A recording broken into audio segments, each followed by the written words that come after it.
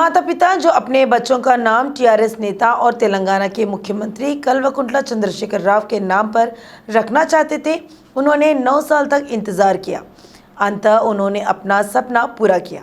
तेलंगाना आंदोलन में सक्रिय रूप से काम करने वाले भूपालपल्ली मंडल के नंदीगाम गांव के सुरेश केसीआर के प्रशंसक हैं।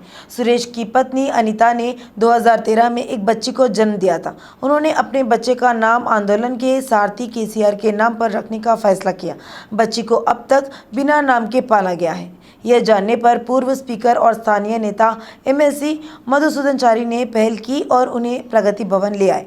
मामला जानकर केसीआर ने दंपति सुरेश और अनीता को आशीर्वाद दिया और उनकी 9 साल की बेटी का नाम महती रखा। उन्होंने बच्चे की पढ़ाई के लिए आर्थिक मदद की। सुरेश और अनीता अपने 9 साल के सपने को साकार होते देखकर बहुत खुश हैं। अप्रत्याशित रूप से केसीआर ने उनका स्वागत किया और आशीर्वाद दिया। बीजेपी तेलंगाना अध्यक्ष बंडी संजय ने सनसनीखेज टिप्पणी की है कि पुराने शहर हैदराबाद में कुछ लोग बीजेपी को देखकर कांप रहे हैं।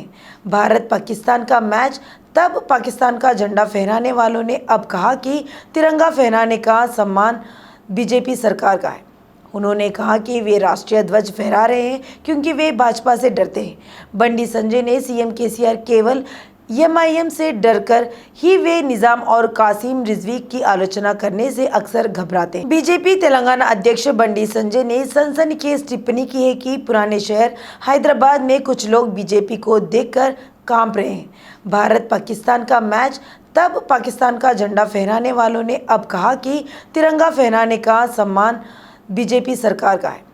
उन्होंने कहा कि वे राष्ट्रीय ध्वज फहरा रहे हैं क्योंकि वे भाजपा से डरते हैं। बंडी संजय ने सीएम केसीआर केवल एमआईएम से डरकर ही वे निजाम और कासिम रिजवी की आलोचना करने से अक्सर घबराते हैं। अंतर्राष्ट्रीय मंच पर राजन्ना सिरिपट्टू का अनावरण किया गया। सिरसिल्ला के बुनकर द्वार बनाई गई सिल्क साड़ियों का अनावरण न्यूजीलैंड की मंत्री प्रियंका राधाकृष्णन के हाथों किया गया। तेलंगाना के कपड़ा मंत्री कल्वकुंटला तारक रामाराव ने इस अवसर पर राजन्ना सिरिपट्टू ब्रांड लॉन्च करने के लिए न्यूजीलैंड की मंत्री प्रियंका को धन्यवाद दिया। कार्यक्रम के दौरान मंत्री केटीआर ने एक वीडियो संदेश भेजा। मंत्री ने कहा कि सिरसिल्ला के बुनकरों के उत्पादों का विश्व मंच पर अनावरण होते हुए देखना खुशी की बात है। केटीआर ने ब्रांड तेलंगाना की संस्थापक सुनीता विजय और प्रियंका राधाकृष्णन नाथ के कार्यक्रम का आयोजन करने वाले एनआरआई को बधाई दी। आदिवासी कल्याण मंत्री सत्यवती राठौर ने कहा कि सीएम केसीआर आदिवासियों के प्रेरक है। उन्होंने कहा कि बंजारा और आदिवासियों के लिए कई घोषणाएं करने वाले सीएम केसीआर का वे जीवन भर ऋणी रहेंगे। आदिवासियों के लिए स्वाभिमानी भावनाओं का निर्माण और उन्हें 10% आरक्षण, आदिवासी बंधु और कई ऐसी घोषणाएं करना एक ऐतिहासिक क्षण है। उन्होंने कहा कि सीएम केसीआर बिना पूछे उनका समर्थन किया और आदिवासियों के जीवन में रोशनी लाए और उन सभी की ओर से उन्हें बधाई दी। तेलंगाना राष्ट्रीय एकता हीरक महोत्सव समारोह के हिस्से के रूप में 3 दिवसीय उद्घाटन समारोह भव्यता के साथ आयोजित किया गया। रंगारेड्डी जिला कलेक्ट्रेट में आयोजित हीरक महोत्सव समारोह में मंत्री सबिता इंद्रा रेड्डी ने भाग लिया। उसी के हिस्से के रूप में स्वतंत्रता सेनानियों को सम्मानित किया गया। मंत्री सबिता इंद्रा रेड्डी ने स्पष्ट किया कि कवियों और कलाकारों ने तेलंगाना के प्रारंभिक चरण के आंदोलन का नेतृत्व किया। उन्होंने कहा कि तेलंगाना को गुलामी की जंजीरों से मुक्त कराने के लिए अपने प्राणों की आहुति देने वाले शहीदों को याद करना सभी की जिम्मेदारी है। छात्रों के सांस्कृतिक कार्यक्रम पूरे समय मनोरंजक रहे। भाजपा के पूर्व विधायक एनवीएसएस प्रभाकर ने कहा कि केसीआर के शासन में विकास पूरी तरह ठप हो गया है। उन्होंने कहा कि अगर लोग बहुत उम्मीदों के साथ दूसरा मौका दिया, लेकिन लोगों की उम्मीदों पर खरा उतरने में विफल रहे। उन्होंने कहा कि तेलंगाना के लोग बंडी संजय की पदयात्रा के साथ भाजपा से उम्मीद लगाए बैठे हैं। भाजपा के पूर्व विधायक एनवीएसएस प्रभाकर ने कहा कि केसीआर के शासन में विकास पूरी तरह ठप हो गया है। उन्होंने कहा कि अगर लोग बहुत उम्मीदों के साथ दूसरा मौका दिया, लेकिन लोगों की उम्मीदों पर खरा उतरने में विफल रहे। उन्होंने कहा कि तेलंगाना के लोग बंडी संजय की पदयात्रा के साथ भाजपा से उम्मीद लगाए बैठे हैं। बीजेपी कैसे कहती है 17 सितंबर मुक्ति दिवस है। प्रजा संघ जेएसी के अध्यक्ष गाजरा कांतम ने स्वतंत्रता आंदोलन, तेलंगाना सशस्त्र संघर्ष और तेलंगाना आंदोलन में भाजपा की उपस्थिति पर सवाल उठाया। अमित शाह का कहना था कि सरदार वल्लभ भाई पटेल भाजपा से संबंधित थे। उन्होंने आलोचना की कि राजकारों के खिलाफ लड़ने वाले कम्युनिस्ट भाजपा के सत्ता में आने के बाद गायब हो गए। बीजेपी कैसे कहती है 17 सितंबर मुक्ति दिवस है। प्रजा संघ जेएसी के अध्यक्ष गाजरा कांतम ने स्वतंत्रता आंदोलन, तेलंगाना सशस्त्र संघर्ष और तेलंगाना आंदोलन में भाजपा की उपस्थिति पर सवाल उठाया। अमित शाह का कहना था कि सरदार वल्लभ भाई पटेल भाजपा से संबंधित थे। उन्होंने आलोचना की कि राजकारों के खिलाफ लड़ने वाले कम्युनिस्ट भाजपा के सत्ता में आने के बाद गायब हो गए। तेलंगाना राष्ट्रीय एकता हीरक महोत्सव पूरे राज्य में मनाया गया। इस मौके पर टीएनजीओ हैदराबाद के अध्यक्ष मुजीबा ने स्वतंत्रता सेनानियों को सम्मानित किया और उन्हें आर्थिक मदद दी। मुजीब ने कहा कि उनका समुदाय जनसेवा में हमेशा अग्रणी रहेगा। उन्होंने कहा कि आज हम आज़ाद होने का कारण स्वतंत्रता सेनानियों की भूमिका है, इसलिए उन्होंने उनके बलिदानों को याद करने के लिए बुलाया। इस कार्यक्रम में उच्च अधिकारियों और जनप्रतिनिधियों ने भाग लिया। तेलंगाना राष्ट्रीय एकता हीरक महोत्सव के समापन के अवसर पर विशाल बाइक रैली निकाली गई। तेलंगाना राष्ट्रीय एकता हीरक महोत्सव के समापन के अवसर पर जीएचएमसी की स्थायी समिति के पूर्व सदस्य वी श्रीनिवास रेड्डी के नेतृत्व में एक विशाल बाइक रैली का आयोजन किया गया। बाइक रैली बागलिंगमपल्ली साई बाबा मंदिर से शुरू हुई और रामनगर स्क्वायर पर अमर वीर स्तूप तक निर्वाचन क्षेत्र के सभी संभागों से होकर चलती रही। श्रीनिवास रेड्डी ने कहा कि राज्य के मुख्यमंत्री केसीआर देश में कई और की तरह कल्याणकारी योजनाओं को लागू कर रहे हैं। हैदराबाद ने सूर्य की पराबैंगनी विकिरण की खिलाफ पृथ्वी और ओजोन परत को बचाने के लिए नागरिकों के बीच जागरूकता बढ़ाने के लिए भारत का पहला ओजोन रन सफलतापूर्वक पूरा किया। उन्होंने रविवार को ओजोन परत के संरक्षण के लिए अंतर्राष्ट्रीय दिवस के उपलक्ष्य में आयोजित 10 किलोमीटर, 5 किलोमीटर और 2 किलोमीटर की दौड़ में जीवन के सभी क्षेत्रों के 1000 से अधिक लोगों की भागीदारी देखी। ओजोन रन बिल्वोवुन्नम और तीर्दावुन्नम के दिमाग की उपज है। इस कार्यक्रम में ओजोन परत और जलवायु कार्रवाई में योगदान करने के तरीके पर एक प्रस्तुति दी गई। क्लाइमेट एक्शन एम्बेसडर पुरस्कार उन लोगों को दिया गया जिन्होंने 50 से अधिक लोगों को जलवायु कार्रवाई के बारे में मिशन में भाग लेने के लिए प्रेरित किया। कार्यक्रम के दौरान ग्रीन इंडिया चैलेंज द्वारा सभी प्रतिभागियों को पौधे वितरित किए गए और मृदा संरक्षण पर जागरूकता फैलाने के लिए मिट्टी बचाओ पर एक सत्र आयोजित किया गया। हैदराबाद में ओजोन रन सफल रहा। हम चाहते हैं कि देश भर में हर शहर और राज्य समताप मंडल की ओजोन परत पर ग्लोबल वार्मिंग के प्रभाव के बारे में लोगों में जागरूकता फैलाने के लिए इस तरह के रन का आयोजन करें। स्वान की संस्थापक और फाउंटेन ग्लोबल स्कूल की चेयरपर्सन मेघना मुनसारी ने कहा कि इस योजनाओं से जुटाई गई रकम का इस्तेमाल हैदराबाद में फेफड़ों के लिए जगह बनाने में किया जाएगा। वाईएसआरटीपी अध्यक्ष वाईएस शर्मिला ने प्रजा प्रस्थानम पदयात्रा के दौरान तीखे कमेंट किए। उसने आरोप लगाया कि उसके पिता वाईएस राजशेखर रेड्डी की हत्या की साजिश रची गई थी और उसे भी मारना चाहते थे। उन्होंने कहा कि वह किसी भी समय अपना मार्च रोक सकते हैं और उन्हें गिरफ्तार कर सकते हैं।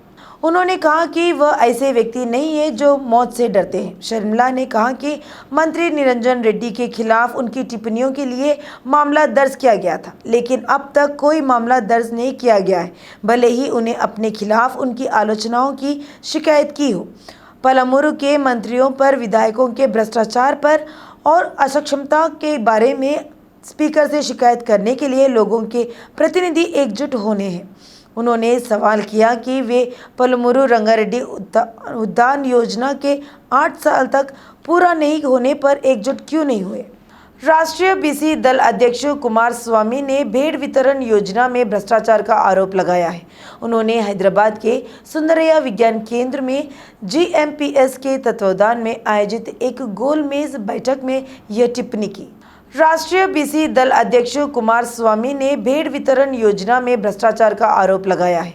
उन्होंने हैदराबाद के सुंदरैया विज्ञान केंद्र में जीएमपीएस के तत्वावधान में आयोजित एक गोलमेज बैठक में यह टिप्पणी की।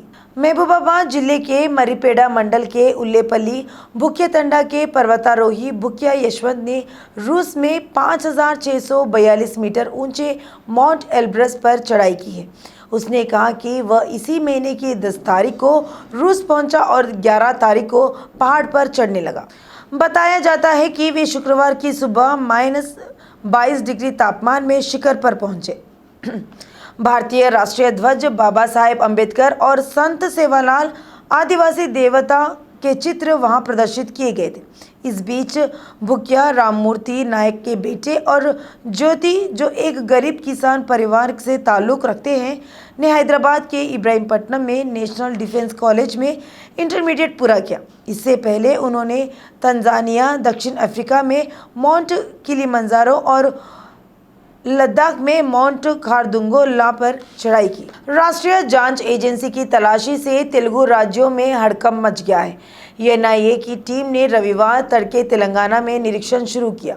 सूरारम के साई बाबा नगर में कई घरों में तलाशी ली गई। इन खोजों में कई हार्ड डिस्क जब्त की गई। पीएफआई ने एक ऐसे व्यक्ति के बारे में पूछताछ की जो संगठन का सदस्य है। एनआईए ने कुतबुलापुर निर्वाचन क्षेत्र के Subhash Nagar division Dundigal police station के तहत सूरारम साई बाबा नगर में कुछ घरों में तलाशी ली। रविवार सुबह तड़के स्कॉर्पियो और बोलेरो वाहनों में सवार दस्युओं हथियार बंद पुलिस ने स्थानीय गिरी अस्पताल के पास वाहनों को रोका और फिर कई गुटों में बंटकर संदिग्धों के घरों की तलाशी ली। टीम ने स्थानीय स्तर पर संचालित बालिका मदरसा में विस्तृत निरीक्षण किया। खबर है कि पीएफआई से जुड़े वाहिद नाम के शख्स से पूछताछ की गई। निजामाबाद जिले में पॉपुलर फ्रंट ऑफ इंडिया के कार्यकर्ताओं के खिलाफ दर्ज एक मामले के सिलसिले में रविवार तड़के राष्ट्रीय जांच एजेंसी के अधिकारियों द्वारा की गई तलाशी की चौंकाने वाली खबर से शांतिपूर्ण माहौल जग गया। एनआईए के अधिकारियों ने सशस्त्र सुरक्षा बलों के साथ जिले में 23 स्थानों पर तलाशी ली, जिससे कई लोगों के होश उड़ गए। जब पुलिस गश्ती वाहन और बंदूकधारी पुलिसकर्मी जिले के अन्य क्षेत्रों में ऑटोनगर बोधन की गलियों में घुसे तो कई निवासियों ने अपने मुख्य दरवाजे बंद कर लिए। जब एनआईए के अधिकारियों ने तलाशी ली तो गलियों में एक गहरा सन्नाटा छा गया और निवासियों ने स्थानीय समाचार चैनलों को ये जानने के लिए चिपका दिया कि शहर में वास्तव में क्या हो रहा था। पुलिस ने आपत्तिजनक सामग्री और डिजिटल साक्ष्य जब्त करने के अलावा निजामाबाद की एपीएचबी कॉलोनी निवासी शाहिद चौश उर्फ शाहिद समेत कुछ लोगों को नोटिस जारी किए। एनआईए ने अपने नोटिस में उसे सोमवार को यहां माधापुर स्थित अपने कार्यालय में पेश होने को कहा। कुछ हफ्ते पहले एजेंसी ने संदिग्ध बैंक लेन देन के सिलसिले में जिले में शेख नासिर अहमद को और उनके बेटे नवीद के आवास पर छापेमारी की थी। एजेंसी ने न केवल बैंक दस्तावेजों का सत्यापन किया है बल्कि नासिर और नावेद के कॉल विवरण की भी जांच की है। दिल्ली शराब घोटाले में एक बड़ा खुलासा हुआ है। ईडी के अधिकारियों रामचंद्र पिल्लाई से पूछताछ कर रहे हैं। रामचंद्र पिल्लाई ने रॉबिन्स डिस्टिलरी के नाम से कारोबार किया, लेकिन रामचंद्र पिल्लाई पर दिल्ली के नेताओं को मोटी रकम देने का आरोप लगा है। ईडी के अधिकारियों ने रामचंद्र पिल्लाई के खिलाफ आरोप आने के बाद जांच शुरू की कि उन्होंने इंडो स्पिरिट कंपनी के साथ कुछ लोगों से 2 करोड़ 30 लाख रुपए जुटाए और दिल्ली के राजनीतिक नेताओं को दे दिए। अधिकारियों ने हैदराबाद ईडी कार्यालय में रामचंद्र पिल्लाई से पूछताछ की। फिलहाल ईडी के साथ आईटी अधिकारी भी रामचंद्र पिल्लाई की जांच कर रहे हैं। हालांकि सीबीआई अधिकारियों ने रामचंद्र पिल्लाई को शराब घोटाले में एफआर में 14वें आरोपी के तौर पर शामिल किया था। इसको लेकर ईडी के अधिकारियों ने भी अपनी आक्रामकता बढ़ा दी। सिकंदराबाद रूबी होटल में आग लगने की घटना पर क्लूज टीम ने प्रारंभिक रिपोर्ट सौंपी। क्लूज टीम ने निष्कर्ष निकाला कि इलेक्ट्रिक 2 व्हीलर चार्ज किया जा रहा था और जब चार्जिंग फुल हो गई तो धुआं निकला। उसके बाद आग लग गई और धीरे धीरे आसपास के अन्य वाहनों में भी फैल गई। रिपोर्ट में कहा गया लिथियम आयन रसायन बड़े पैमाने पर धुएं का कारण बना। क्लूज टीम की रिपोर्ट में निष्कर्ष निकाला गया कि धुआं ठिकाने में लॉज चौथी मंजिल तक पहुंच गया था और दुबई में सांस लेने से लॉज में रहने वाले लोग बेहोश हो गए थे। हालांकि टीम ने कहा कि बहुत ज़्यादा धुआं लेने वाले 8 लोगों की मौत हो गई। क्लूज टीम की प्रारंभिक रिपोर्ट में स्पष्ट किया गया कि आग तहखाने तक ही सीमित थी और आग से किसी को मौत नहीं हुई। सिंगरेनी कॉलोनी के निवासियों ने मुख्य मार्ग पर धरना दिया। सईदाबाद थाना अंतर्गत शराब की दुकानों पर 2 शराबियों के बीच हुई मारपीट में गंभीर रूप से घायल हुए लखपति के परिवार को न्याय दिलाने की मांग को लेकर मृतक के परिजनों ने आंदोलन किया है। कॉलोनी वासियों ने सरकार से पीड़िता के परिजनों को न्याय दिलाने की मांग की। उन्होंने मांग की कि मौत के जिम्मेदार लोगों को कड़ी से कड़ी सजा दी जाए और शराब की दुकान के प्रबंधन के खिलाफ भी कड़ी कार्रवाई की जाए। चंपापेट करमन घाट मुख्य मार्ग पर धरना देने से बड़े पैमाने पर यातायात बाधित रहा। पुलिस ने आश्वासन दिया कि उनके साथ न्याय होगा। इससे धरना समाप्त कर दिया।